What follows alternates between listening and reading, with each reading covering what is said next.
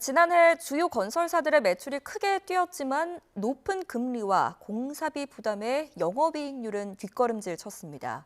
올해 실적도 역시 좋지 않을 것으로 예상이 되는데 태형건설 워크아웃 이후 유동성 위기가 불거진 건설사들은 미리미리 자금 확보에 나서고 있습니다. 윤혜리 기자의 보도입니다. 지난해 부동산 시장이 침체기에 들었는데도 주요 건설사들의 매출은 오히려 늘었습니다. 하지만 실제로 손에 쥔 이익은 줄었습니다. 시공 능력 평가 1위 삼성물산 건설 부분의 지난해 매출은 19조 3천억여 원으로 전년 대비 30% 넘게 늘었습니다.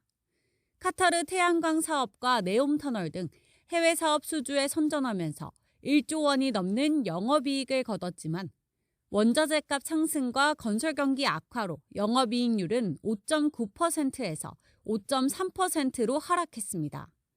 사우디 아미랄 프로젝트 수주에 성공한 현대건설도 지난해 매출과 영업이익이 40% 가까이 늘었습니다. 하지만 영업이익률은 0.1%포인트 뒷걸음질 쳤습니다.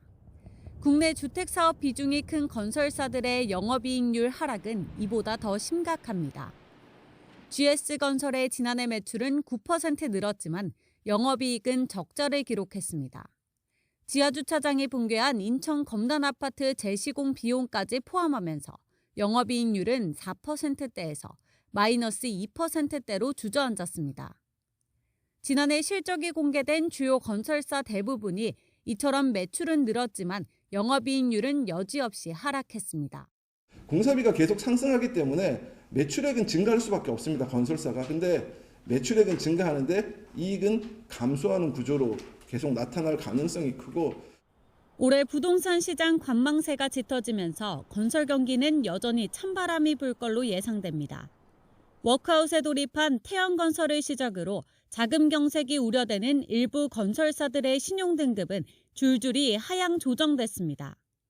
유동성 위기설에 휘말린 건설사들은 자금 확보에 문제가 없다며 적극적으로 해명에 나설 정도입니다.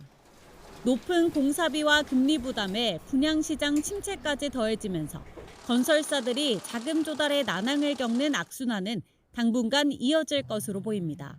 YTN 윤혜리입니다.